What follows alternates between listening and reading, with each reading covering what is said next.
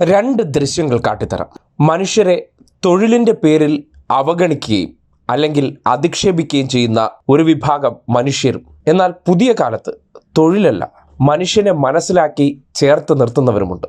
രണ്ടും ഒരു വിഭാഗക്കാരായതുകൊണ്ടാണ് ആ രണ്ട് സംഭവവും ഒരുമിച്ച് കാണിച്ചാൽ മാത്രമേ മാനസികമായ പരിവർത്തനം എങ്ങനെയൊക്കെയാണ് പുതിയ കാലത്ത് കടന്നു വരുന്നു എന്ന് തിരിച്ചറിയാൻ കഴിയും. അതിലാദ്യത്തേത്, ഇപ്പോൾ പ്രധാനപ്പെട്ട വിഷയം അർജുനുമായി ബന്ധപ്പെട്ടതാണല്ലോ.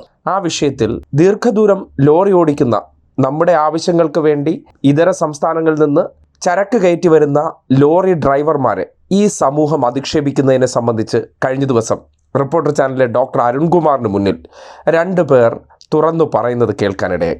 ഒന്ന് കേട്ടെ. പക്ഷേ നമ്മളെ എല്ലാ സ്ഥലത്തും കാണുന്ന ഒരു രണ്ടാം തരം ഇവിടുന്ന് വിട്ട് കഴിഞ്ഞാൽ ഇവിടെയും കുറേ ഒക്കെ ഉണ്ട് അണ്ണന്മാരെന്ന് നമ്മളെ വിളിക്കുക. പാണ്ടി വണ്ടിയുടെ ഡ്രൈവർ. അതെ, ഈ ഡ്രൈവർമാർക്ക് യാതൊരു വിലയില്ല. എവിടെ ചെന്നാലും അപകടന, ഏത് സ്ഥലത്ത് ചെന്നിട്ടാണെങ്കിലും അപകടന.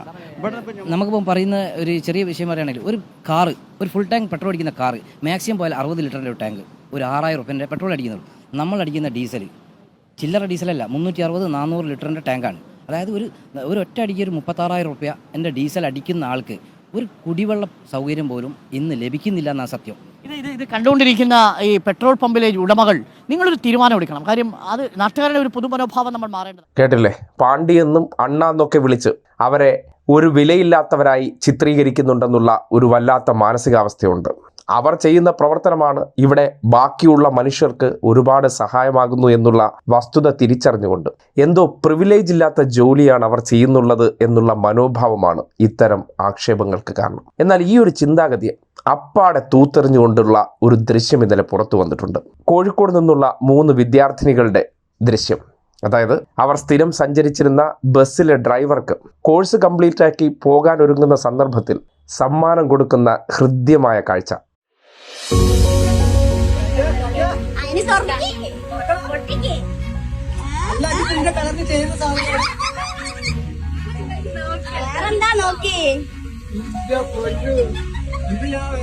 കാണാൻ വിചാരിച്ചു.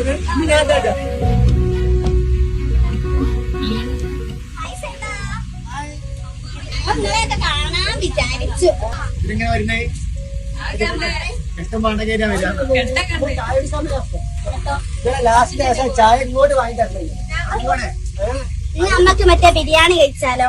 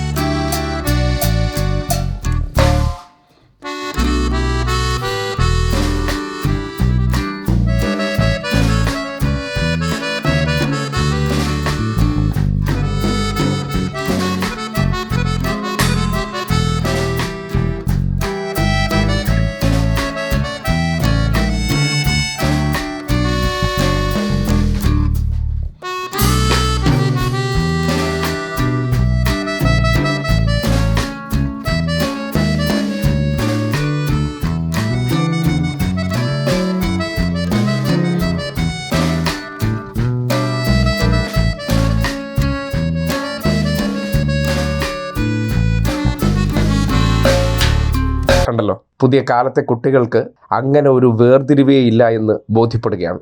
മലിന മനസ്സുകൾ ആർക്കാണുള്ളത്? നമ്മളൊന്ന് പരിശോധിക്കണ്ടേ? അങ്ങനെ കുട്ടികളുടെ മനസ്സിലേക്ക് ആ മാലിന്യങ്ങൾ കുത്തി നിറയ്ക്കുന്നത് ആരാണ്?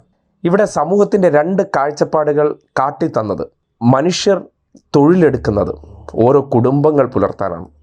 അന്നന്നത്തുള്ള അന്നത്തിന് വേണ്ടിയാണ്. അത് വൈറ്റ് കോളർ ആയിക്കോട്ടെ, അല്ലെങ്കിൽ ഏറ്റവും പ്രിവിലേജ് ഇല്ലാത്ത ജോലി ആയിക്കോട്ടെ. ആ ജോലികൾ നേരിട്ടോ അല്ലാതെയോ നമ്മുടെ ഓരോരുത്തരുടെയും ജീവിതവുമായി ബന്ധപ്പെട്ട് കിടക്കുന്നുണ്ട്. അവർ ആ തൊഴിലുകൾ ചെയ്തില്ലെങ്കിൽ ജീവിതം താളം തെറ്റുന്ന സാഹചര്യമുണ്ടെന്ന് വൈറ്റ് കോളർ ജോബുമാരും അല്ലെങ്കിൽ ഈ തൊഴിലിനെ നോക്കി പരിഹസിക്കുന്നവർ മനസ്സിലാക്കേണ്ട കാര്യമാണ്. എല്ലാവരും ഈ ഭൂമിയിൽ ജനിച്ചത് വ്യത്യസ്ത വ്യക്തികളിലാണെങ്കിലും ഒരേ രീതിയിലാണെന്ന് മറക്കരുത്. പല തൊഴിലുകളായിപ്പോയി. ആ തൊഴിലുകൾ ഓരോരുത്തർ ചെയ്യുന്നത് കൊണ്ടാണ് ബാക്കി എല്ലാവരുടെയും ജീവിതങ്ങൾ സുഗമമായി ഈ നാട്ടിൽ മുന്നോട്ട് പോകുന്നത്. അതുകൊണ്ട് എല്ലാ മനുഷ്യരെയും ചേർത്ത് നിർത്തേണ്ടതുണ്ട് എന്ന് ആ കുട്ടികൾ കാട്ടിത്തരുന്ന മാതൃക ഈ സമൂഹം ഏറ്റെടുക്കേണ്ട കാലമാണെന്ന് പറയേണ്ടി വരികയാണ്.